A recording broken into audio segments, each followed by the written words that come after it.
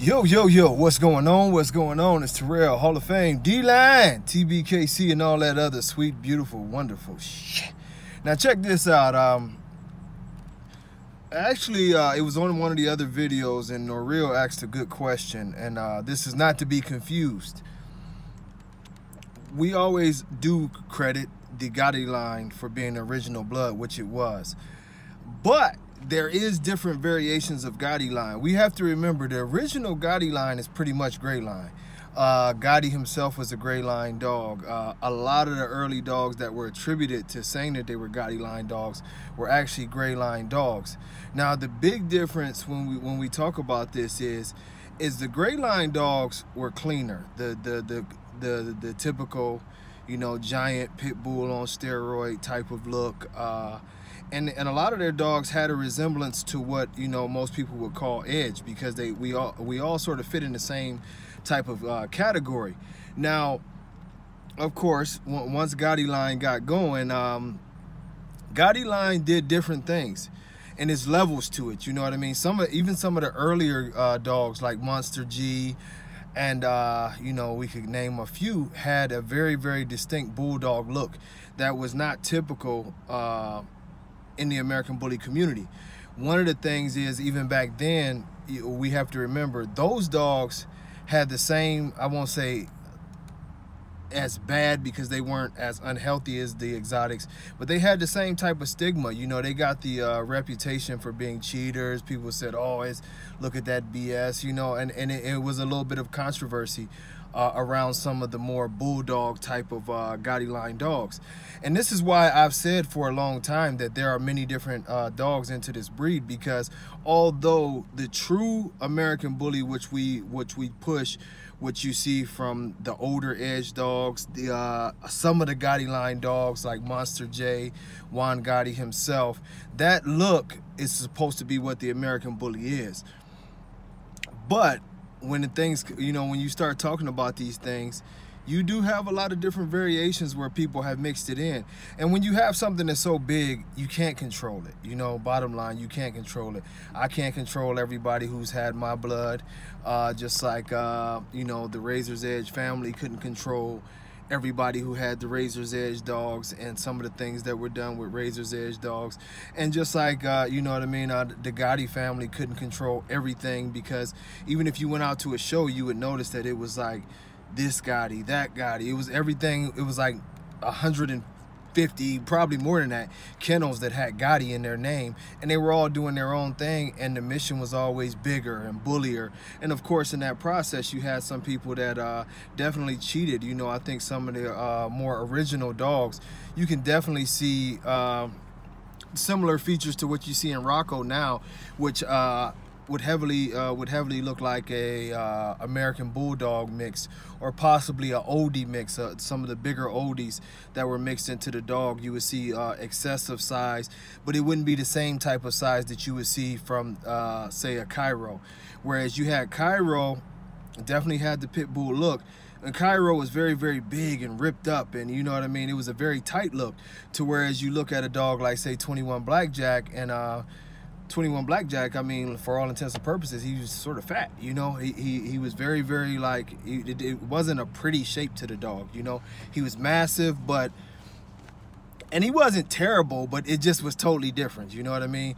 It was a totally different look, and even in the face, it had more of that bulldog type of look, and a look that became synonymous, especially with the black dogs that come from the Gotti line family.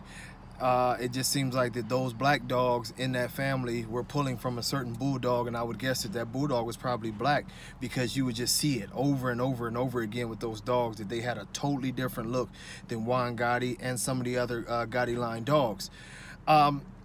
So, you know, when you get to talking about, you know, the Gotti family, it's a very, very like tricky situation, because although we use the name Gotti, we have to remember that most of, you know, primarily most of the dogs that are attributed to being the Gotti line family actually didn't come from Gotti line. You know, and when I say Gotti line, I'm talking about Rich's yard or any of his close associates' yards. A lot of those dogs didn't come from them. So it's a lot like the Edge dogs, you know, where it's a lot of people in the Edge family. And at this time, just because everyone was searching for an identity, we slapped the name on everything. So just like I told y'all that 90% of the dogs that y'all know as Edge dogs and as, you know what I mean, the Edge legends and different things didn't come from the Razor's Edge yard. It's no different than the Gotti line thing. And we have to remember that it was sort of a free flow, like you see now, just people breeding whatever they want to try to get ahead. And you did have your cliques and people who would team up and different things like that, but it wasn't any governing body that would make people stick to these rules. So I say that about Gotti, and I do say the same thing about Edge. The only difference with the Edge blood, for the most part, is that the Edge family sort of stuck to the Edge look. The Edge family sort of had a no Bulldog type of thing. And I think it became, you know, I think it stayed a lot stronger is because for a very long time, Dave was very, very, very like particular about keeping that, what he called the Edge look, the very, very cheeky. You would even hear that in a lot of his earlier videos. You got to have that cheeky look, the golf ball, I mean, the softballs in the cheeks. And that was primarily based off of Cairo. Like, everything was based off of Cairo, so you didn't have people who had the greatest of temptation with the Edge family to add a Bulldog, because you knew that you would lose that look and it would go to the more round head instead of the more, you know, pit bull staffy, cheekier look. But it's very much, you know, in that comment, and I respect, you know, I respect how he broke it down. You know, Real was 100% correct. From the get-go, the people have been doing things with these dogs. You know, we don't, I won't deny it. And I think now it's gotten to the point where so many people's secrets have been exposed that nobody can deny it. And what I say about all of this is that, you know, we know those dogs are there. And the only way we'll make things better is if we start breeding in a fashion that we're moving towards something that we know the dog is supposed to be, and eliminating what was put in there that wasn't. Now, that's not to say if you have dogs that, you know, don't exactly fit what we were going for or what the breed should be going for. That doesn't mean that you like have to eliminate every single bit of the blood in there. But if we're going to, you know, right the ship and get the American Bully back on course to have a true American Bully look, and a look that's identifiable as just one breed and not a bunch of mixed breeds, which it should be, the more cheeky or, you know, pit bull on steroids type of head. When you think of, say, Pokemon, Remy, that type of head, even Monster J had a beautiful head like that. We just have to start going towards those genetics in the show ring. That has to be judged appropriately to award those dogs, and we have to start getting in an identity. I know it's going to hurt some feelings that we have to stay away from the Bulldog look. This is not a Bulldog. This is not what it's supposed to be. And if we continue to push and say, oh, this is the evolution, it makes it a joke, because from the very beginning, the first thing that we said is this was not a Bulldog. This is a, you know, so why now try to make it into a Bulldog while your standard says nothing about Bulldogs at all? You know, it's ridiculous. And I do understand why the UKC said, okay, we'll just let Bulldogs in it, because this is obviously what y'all did. You have experienced dog people that can identify breeds, and we all can identify certain breeds that these people have mixed in throughout the years. You know, the UKC took it upon themselves to say, well, if this is what y'all doing, well, you know, initially you can have English, you can have French, you can have this, because they saw it all in there.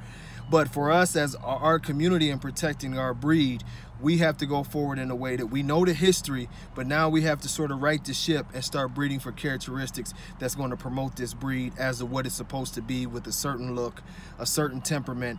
And this will allow us to be able to get other people in to help push our breed in a positive light worldwide. And that includes, you know, major companies and different things like that, you know, major food brands, and you know, and all around the board, because we have to. The original thing with this American Bully was we were creating a dog that was supposed to be actually a big, beautiful companion that looked, you know, that had an incredible look, and this was going to give us, you know, our alternative and our good citizen that would keep BSL off our back and sort of separate us from the stigma that had come along with the bad pit bull breeders. And some of the bad bully breeders. You know, we had to change it, and this is the only way we can do it. We have to forget, not forget, but we have to right the ship and do the right thing by the dogs that we have here, or it's not going to work.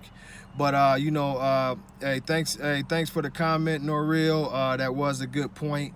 You know, I don't want y'all to get the idea to make it think like even way back in the day, guys weren't doing anything, and that includes the Edge family. You know, the Edge family. There are people who had Edge dogs who did the same thing and added dogs, hung paperwork. Maybe we'll do a video about that too. But until next time, man, God bless all y'all. Much love. If you're going through anything in this world, man, I'm praying for y'all. You know, we're in the tough times, y'all. So we should try to more love and less hate. Until next time, much love, y'all. Peace.